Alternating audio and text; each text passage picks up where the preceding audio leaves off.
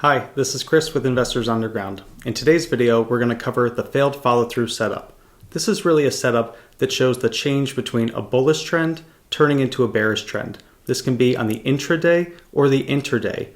So the whole idea behind failed follow-through is a stock that has been moving upwards and it starts to run against a resistance level. And so price cannot break above a certain level. Now it starts to go into a channel or a sideways pattern with an upward resistance and a lower support zone. Now when price cannot break above the upward resistance, but it does break down below that lower support, that is considered failed follow through, and it can be a sign of a trend changing from bullish to bearish. This can happen either on an intraday basis or on an interday basis over longer time frames.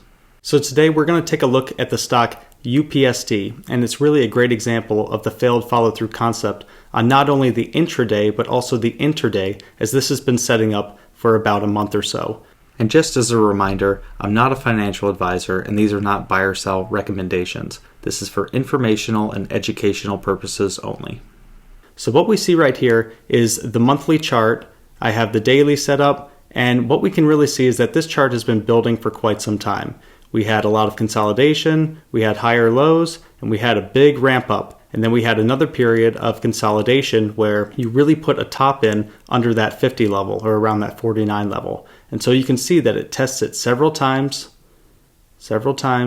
and then all the while this bottom channel down here was acting as support. And so that's really what the failed follow-through momentum setup looks like from a distance. It has peaks out into a level that it can't break, and it has an underlying trend line of support. And what we're going to look for is when that trend line breaks and then starts to act as resistance instead of support. So let's take a more granular look at this chart. So here's that same time frame of a month, and we're looking at the 60-minute chart now. And you can see just with more detail the wicks soaking this up, it's building, and then finally it has a big blow-off day. It ramps up, consolidates, makes some higher lows, and then it runs into resistance around that 49 to 50 level. And so you can see that it peaked out. We had that wick that shows that there's a lot of resistance there, because whenever you see a wick, whether it's on a daily or whether it's on an intraday or really any time frame, a wick signifies that someone was trying to ramp this thing up and it immediately got stuffed back down. And so you can see that on the 1 minute, the 5 minute, the 10 minute, and really the time frame that you choose to look at it can show some of the strength of that rejection. And so we've seen multiple rejections here and here. So really when you're looking at a trend, you want to look at both the top or the resistance and the bottom. And so you could see that even though it had peaked out several times, it never really breached this bottom area of support down here. So over the course of the last month, that has acted as a major key support line. So we have resistance, it peaked out a few times, but it never broke support. So coming up to more recently, let's take a look at how this stock has acted over the last 10 days or so, and really where that key shift was from a stock consolidating, rejecting, to failed follow through on the intraday. So again, this is a more granular view on the 10-day time frame, again using the 60-minute, and I'll put it down to the 30-minute time frame. So you can see that area of support was right around here, and it went all the way through. These gray areas, that's just showing pre-market or after hours, and then this is the actual trading day. So you can see even during pre-market, even during after hours, this acted as a major key level. Once again, looking on the monthly, you can see that area where it ramped up, it was holding support through this line, and then one day the trend changes and that support line now acts as resistance, and once it flushed down and tried to ramp back up, it never even tested or breached that line again. Many times it will test, but if you have a big flush like this did on UPST, then you might not even get another chance to go up and test that support line, which is now resistance. So now on the 5-day time frame, you can see that it's a series of ramping up, stuffing into that prior resistance and then slowly fading off. And just day after day, it's the same pattern of trying to ramp up, stuffing, flushing down, and then staying heavy under VWAP.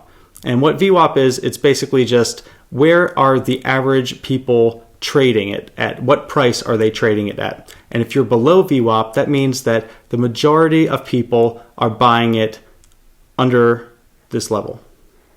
And so looking at an even shorter time frame now, you can see the same pattern of the stock ramping up in the morning, stuffing into resistance that used to be support, flushing down, making lower highs, getting heavy, seeing the wicks, flushing down, staying under VWAP, and that trend just continues day after day after day. And so we can see the same thing happening on the intraday, where it ramped up, stuffed into resistance, flushed down, stayed heavy under VWAP, and continued to make lower highs, lower lows, and this is a really beautiful example of a failed follow-through.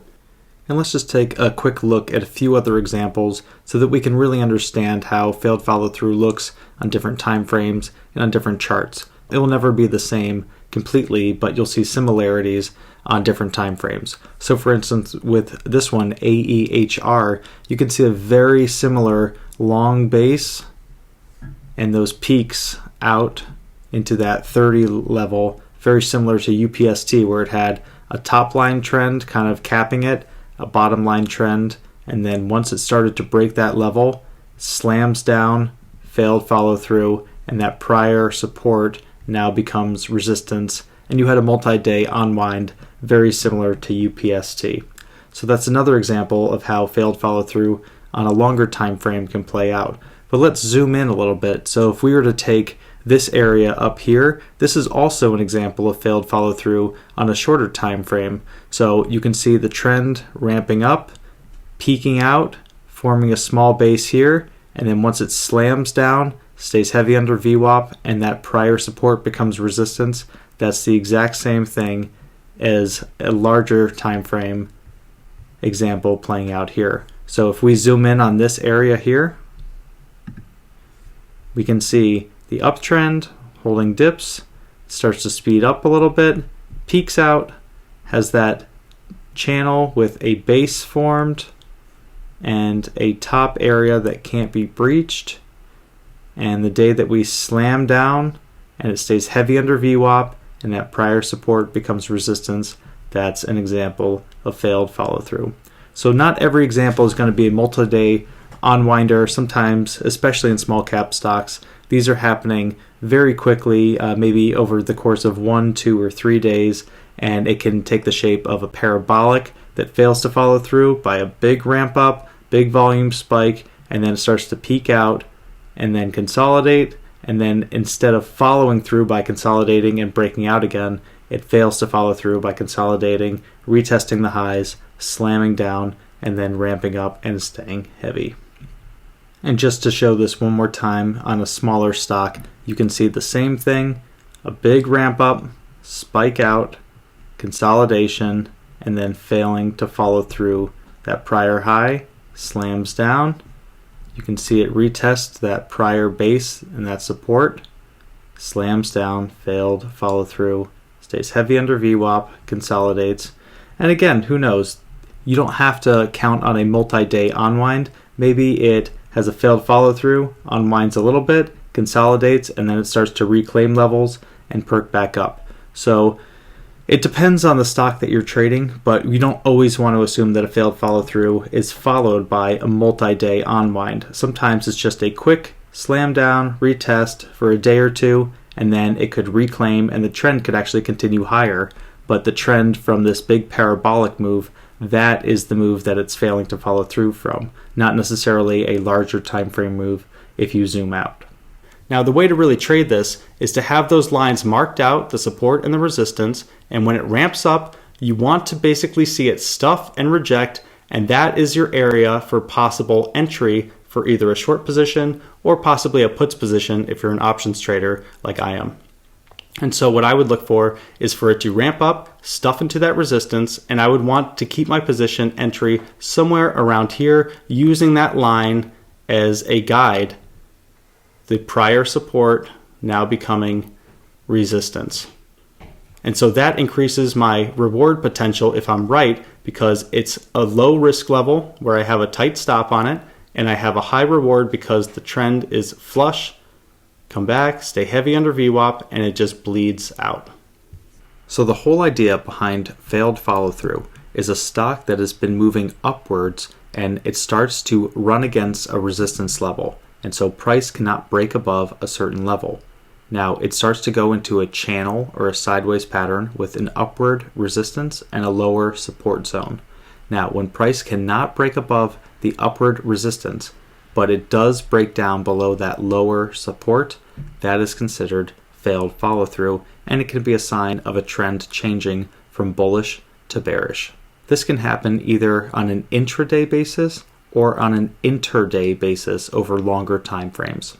I hope that this video was useful to you, and I hope that you check out Investors Underground, where they have some of the best technology and the best traders in the business all working together to help each other learn setups and to execute trades to the best of their ability. Thank you.